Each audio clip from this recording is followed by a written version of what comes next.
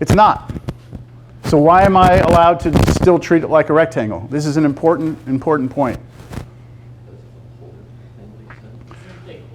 It's not that it's polar. Let me see. I don't know. Let's see if I have. I thought I had an animation for this. I don't have an animation. I'm surprised I don't have an animation for this. The idea of d theta, let me ask you this. What's the difference between me putting d theta here and delta theta? What's the difference between those two ideas? Delta theta versus d theta. This one we're taking the limit, right? Delta theta is when we don't have calculus and we have not done a limit, right? Once you take the limit, then it becomes d's, right? D theta, dx, dy, dr. So what would happen if I take this limit? Doesn't this get shrunk down? And doesn't this come in, right? In the limit, doesn't this get smaller, smaller, smaller? And do you agree that the smaller that is, the more it becomes rectangular? Like you have less and less error, the smaller and smaller it gets? What we're saying is that this polar region is essentially a rectangular region in the limit as it becomes infinitesimally small down to a single point. So in order to calculate its area, all I need to do is approximate this side with the s, which is just r d theta, and then multiply times dr. If you can accept that, then we can move on. Are you all okay with that? Even though it's not a true rectangle, in the limit, in the infinitesimal, the error between the two becomes basically non-existent. I know I have an animation. I'll have to go back and see if I can find it. So how does that change our integral? Well, we still have a double integral over some region. Our function, our surface above, is not a function of x and y anymore. It's a function of r and theta because now we have new variables. Everything's in polar. So I have r theta instead of x, y. And then dA, that little patch, now becomes r dr d theta. And that'll be the next major note right here. This is the big formula for polar coordinate. This is it right here. 12.3, that's the main result.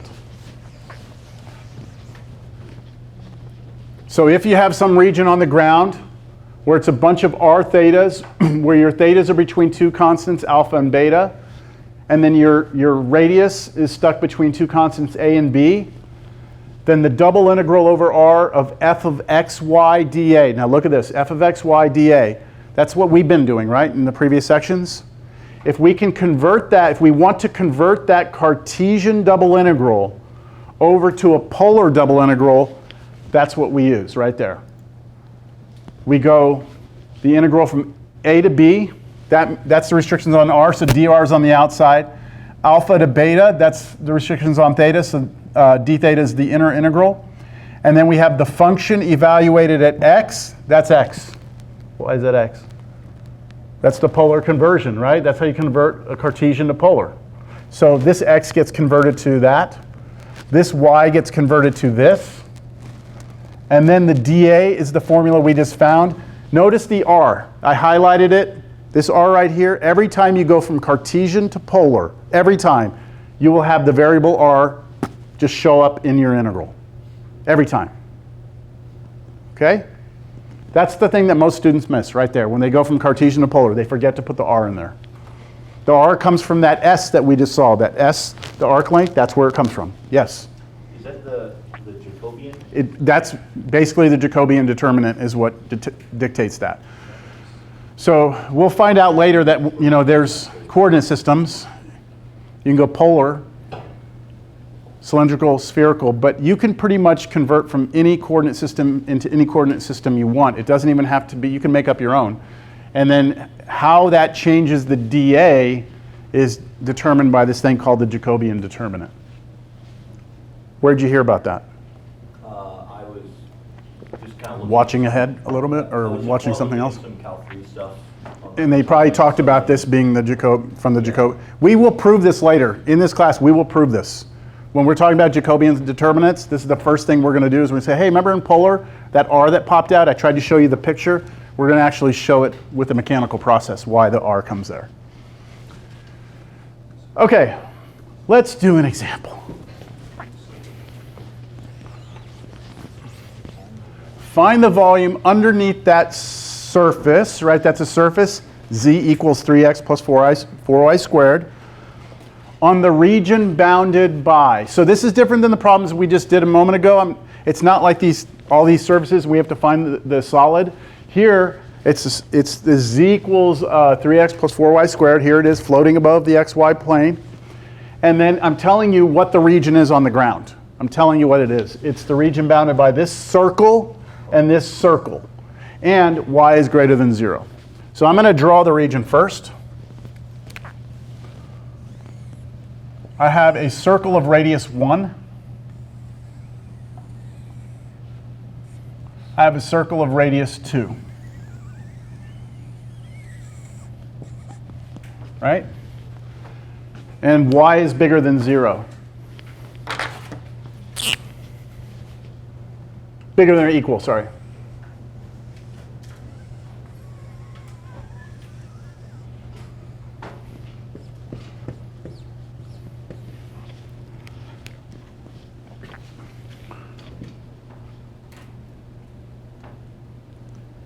Do y'all see that's the region? Any questions on that being the region?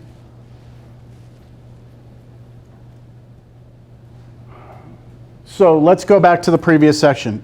Definitely not a Cartesian rectangle, right? Definitely not type 1. Well, yeah, you could maybe do type 1, but you'd have to do 3 different type 1s. You'd have to go from here to here. That could be a type 1. You have a curve on top and a flat on the bottom. Then from here to here, you have a curve here and a curve here. And then from here to here, you have a curve and a different curve, right? So you could do 3 type 1 double integrals from the previous section, right? That's one thing I could do. Or I could say this is a polar region. This is a polar rectangle, right? So in polar, right? In polar, this is a rectangle. And what I can tell you is that my angles between 0 and pi, right?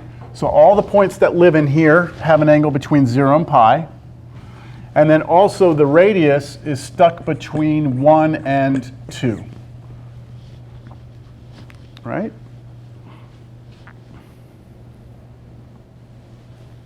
Y'all see that on the ground here? We have a surface above it. Trying to find the volume from that surface down to the ground. So I'm going to now do this. Take my original double integral over the rectangle, or sorry, not rectangle, over the region R, okay? And what I'm doing is I'm doing the 3x plus 4y squared dA. That's the original thing I'm trying to do, right? I realize that the region is polar, so I'm going to convert this to a polar rectangle, or a polar integral by doing pi, integral from 0 to pi, integral from 1 to 2, and then I need to rewrite this function of x and y in terms of r and theta. So everywhere I see x, I replace it with r cosine theta. Everywhere I see a y, I replace it with r sine theta.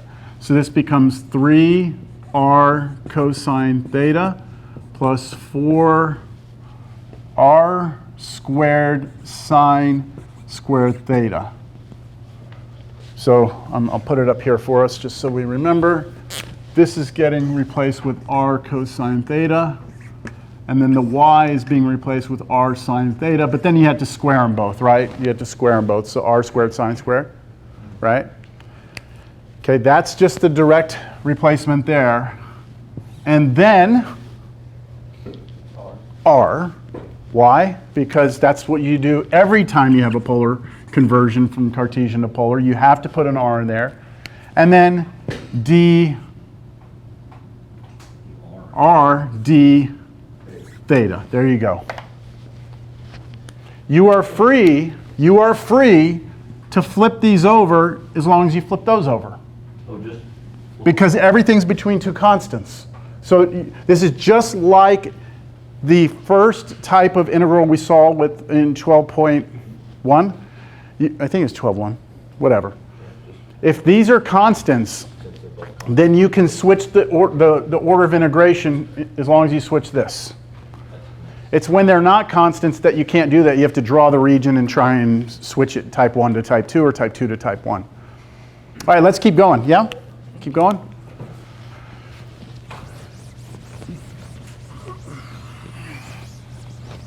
So I'm not doing anything yet as far as any integration. Let's see, we've got 3r squared cosine theta plus 4r cubed sine squared theta dr d theta.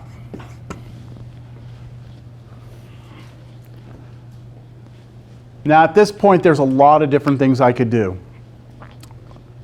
One thing I could do is the fact that there's addition between these, I could split this into 2 double integrals.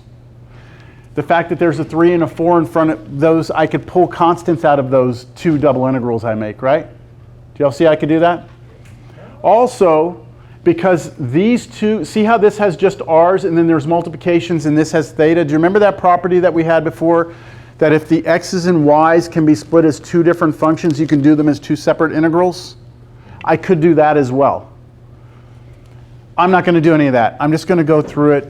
I'm just going to grind it out the way that, I'm not saying it because some people might, if you go get a tutor or help or you talk to a friend who's, they might do it different ways. I'm just going to integrate that with respect to r, okay? So 0 to pi, inner integral. Okay, so integrating with respect to r, everything else in here is a constant. So here I'm going to get a 1/3 r cubed, but then that kills a 3. So I just going to have r cubed cosine theta plus, and then this one, well, lucky for me, right? That's just r to the 4th. And then sine squared theta. What now? Evaluating from where to where? What's 1 to 2? R is 1 to R is 2. From R equals 1 to R equals 2. And then d theta, right?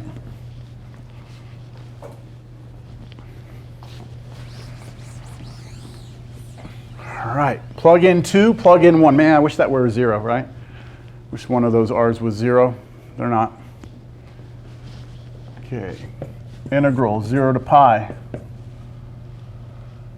All right, let's plug in 2. If I plug in 2 for r, I get 8 cosine theta plus 16 sine squared theta minus, and then when I plug in 1 for r, I get cosine theta and then plus sine squared theta.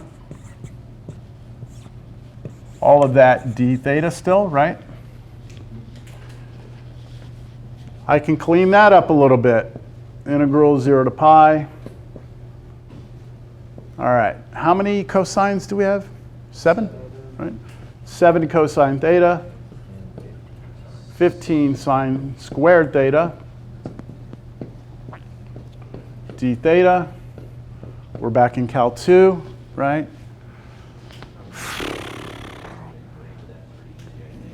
This one should go, I'm going to take this one all the way, though, just because we're here, right? This one, this is straightforward, right? That one's going to be the one that's a little bit of an issue.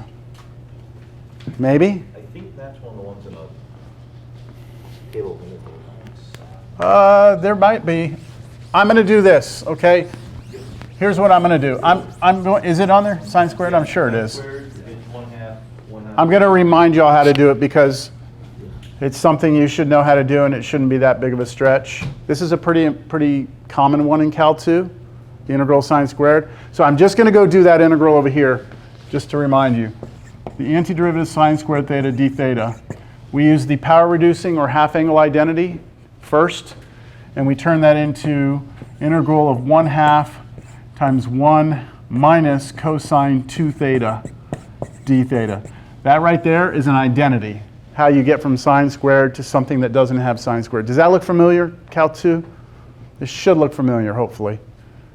And then that you can do term by term. So I bring the half out, The antiderivative of 1 is theta because we're integrating with respect to theta. And the antiderivative of that is going to be minus 1/2 sine 2 theta. So antiderivative of 1, antiderivative of this. I had to scale by 1/2 to kill off the 2 with the chain rule, right? And then bring your 1/2 back through. So this is going to be 1/2 theta minus 1/4 sine 2 theta. Plus c, yeah, thank you, plus c. And then I'm going to come back over here and stick it right here, right? Okay, so now this equals, all right, now the antiderivative, right? So I'm no longer going to have this integral sign. The antiderivative of 7 cosine theta is 7 sine theta. Plus, and then 15 times that answer, right? So I'm going to distribute the 15 through to everything here. So 15 over 2 theta minus 15 over 4 sine 2 theta. Evaluating this from 0 to pi. 0 to pi, right? I like that. Because if I plug pi into this, 2 pi sine of 2 pi is 0. If I plug 0 into this, sine of 0 is 0. So this is actually going to contribute nothing to the answer. Also, when I plug in 0 for theta, these are going to kill off, right? So the only thing I really am going to wind up doing is plugging pi into the first 2 terms. Oh, wait, no, this one's gone too. I just realized that's a sine as well. So I can pretty much just scratch those out because of where I'm evaluating, right? And so my answer is just what? 15 halves pi. 15 halves pi.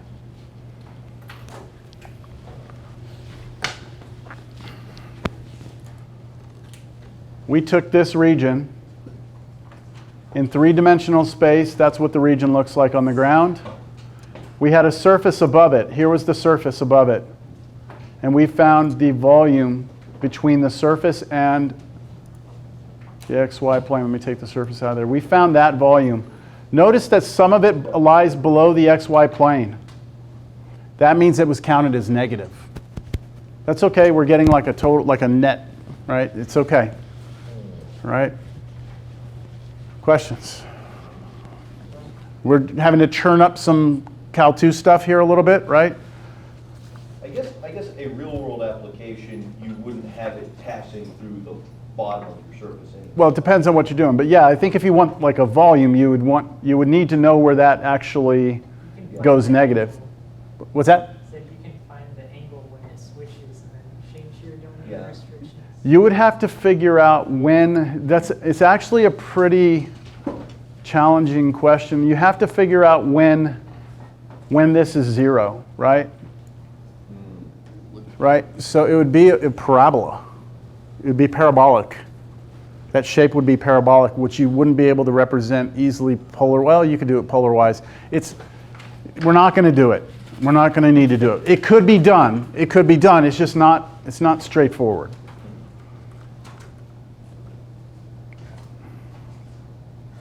How are we doing on time? I'd imagine for a real-world application, that would be to move your surface. No. Remember that when you move it. You remember you asked me that before. Yeah. If you move it, then the ground comes too, right? So you could do an absolute value, but then that becomes problematic as well. All right, how about this one?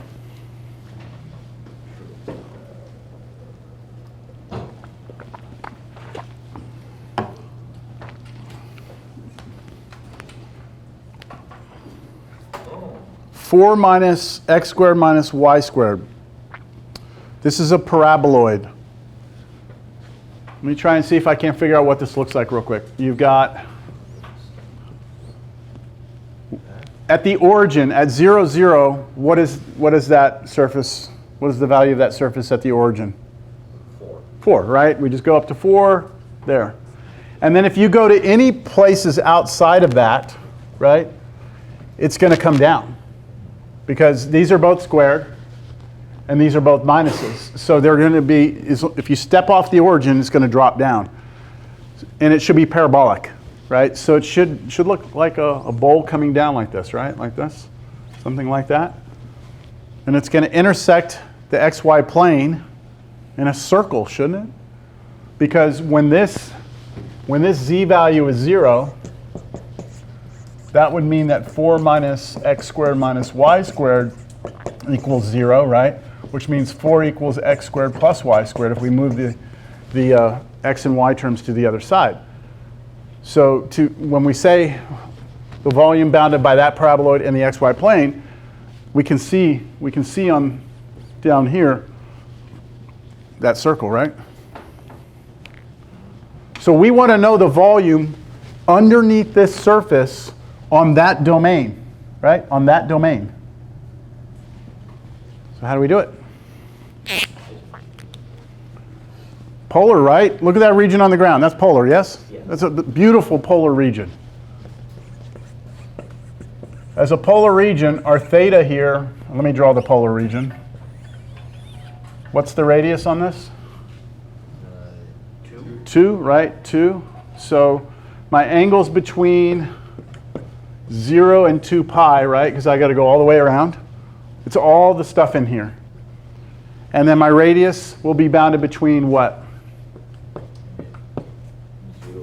0 and 2. That's it. So a disk, a solid disk of radius 2 is actually an example of a polar rectangle, right? Which is weird sort of language.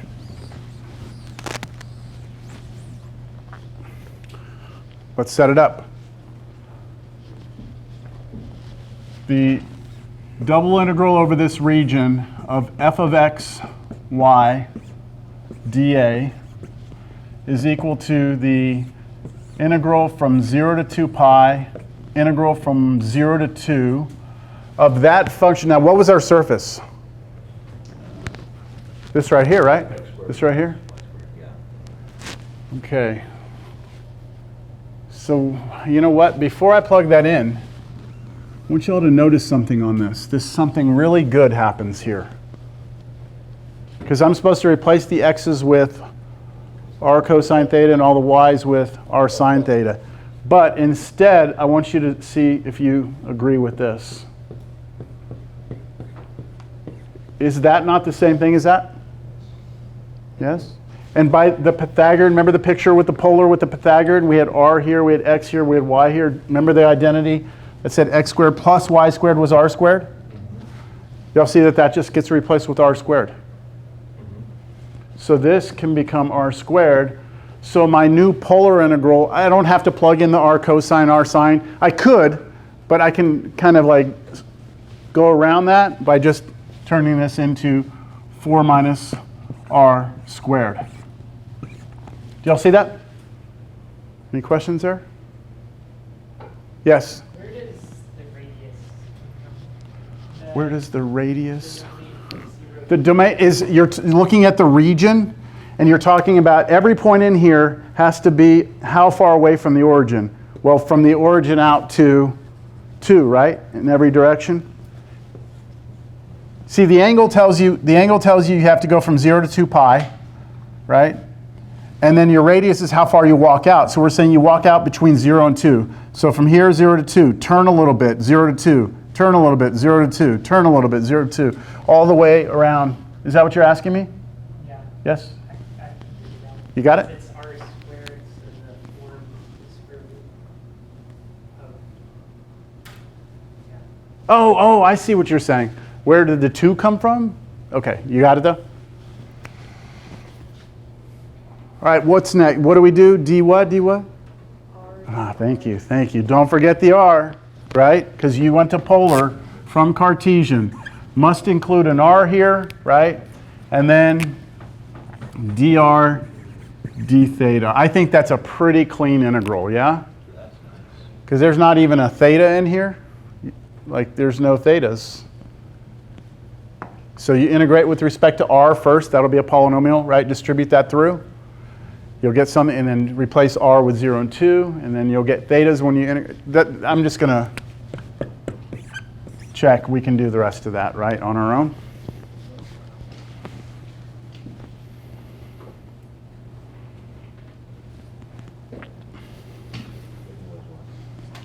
While we're here doing something like this, let's go ahead and answer that question, or let's do what I said we could do today. Now I only have 10 minutes. I don't really have enough time to get into the next example.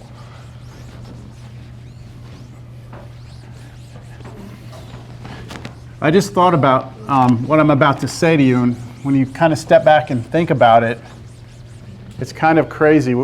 I'm about to ask you to prove that the area of a circle is pi r squared. And I only have like, we already did it, no? Yeah, how did we do it? With the S equal to R theta. That's R. No, that was circumference of a, that was circumference, right? Well, and I didn't prove it, I just said that formula S equals R theta, we use that for circumference, right? I want us to prove that the area of a circle is pi r squared in 8 minutes. We did this last semester. We did it last semester. In like 5 minutes. Yeah, and we did it using, it wound up being a really nice integral. But we did it with a, yeah, I forget, I know how we did it, but we're going to do it here with polar. Okay, so watch. What was the big takeaway that I said earlier to put a star next to? If you ever take the double integral over some d of what function? It has to be 1 dA, then that will give you the area, right? The area of d, right? The double integral over d of 1 dA always gives you the area of d. So if I want to find the area of a circle, it's got to be a jet. Capital R. Let's use capital R so we don't confuse it with little r. I want to know the area of this, right? So what we're going to do is we're going to let that be the region we are integrating over, and we're going to let the function be the one function above it. Does it make sense? So this is a polar region. This is polar, right? Polar, where our theta is between 0 and 2 pi, and what's our little r between? 0 and capital R, because we're saying we want to prove that the area of a circle is pi r squared, right? So I want to use capital R to distinguish it from little r. Y'all agree? That's our polar? Okay, so now we set it up. It's going to be double integral over d, or let's call it d. I'm not calling it capital R so you don't confuse it with region. It's the radius here. Of 1 dA is what I need to do, right? That's what I need to do. However, I'm going to convert this from Cartesian to polar. So I'm going to go from 0 to 2 pi. Then I'm going to go from 0 to capital R. And what am I integrating? 1 r dr d theta. 5 minutes. I'm going to have time to spare. Right? I'm going to keep going? Okay, now do the inner integral. The antiderivative of r is what? 1/2 r squared. Evaluating that from r equals 0 to r equals capital R, right? Then d theta. Plug in capital R for little r and you get capital R squared. Plug in 0 for little r, you get 0. So this now becomes integral from 0 to 2 pi of, what's the only thing left here? 1/2 capital R squared d theta, right? D theta. Capital R is a constant. This is all a constant. The antiderivative of that will be that times theta. So this is going to be 1/2 capital R squared times theta, evaluated from theta equals 0 to theta equals 2 pi. Y'all getting this? And that's just equal to, well, if you plug in 2 pi here, what happens? 2's cancel and you get pi capital R squared, and then when you plug in 0, you get 0. And that is the formula pi r squared, right? Is that not freaking awesome or what? You did that in 3 minutes. 3 minutes? I mean, just the fact that polar coordinates allows us to do that. When we get to like cylindrical and spherical coordinates, we can do similar things for like volumes of spheres, okay? All right, so where are we headed with this? We were supposed to finish this section today. We don't have a lot left, but the next problem is actually pretty tricky. And it's tied into your take-home exam. I'll let you think about it while you are not here. What we're going to do is we're going to take a sphere, okay, or a ball, let's say. We take a ball, and then what we're going to do is we're going to drill out part of the ball. But we're not going to drill out the center. We're going to go off center like that. We're going to drill out a piece of the ball. And the question is, what is the volume of that? And that's not a simple. That's not a simple question. It's if the hole was in the center, it'd be easy. But it's because it's offset that it actually causes us some problems. So we don't know how to handle that yet because the ground, the shadow of this cutout on the ground is a circle, right? But it's not a polar rectangle. You can't fix the theta between two constants and the radius between two constants. So just like with Cartesian, we started with the rectangle, didn't we? And then we went to type 1. We're going to have polar type 1. We're not going to actually have to do polar type 2. We only do polar type 1 here, right? So polar type 1, and that's what it'll take to do that. So we got a little more to do here. And then I believe after that, we get into applications. Centers of mass, moments of inertia. We're going to do some applications with this. And then we get to triple integrals. Okay. Y'all have a great rest of your day. Anybody need a copy of the next mini exam? I believe I got it. It says mini exam 4 on top, but it's actually mini exam 6, so my mistake. Sir, with the one that I forgot. Yeah, let me turn off the thing so we're not recording.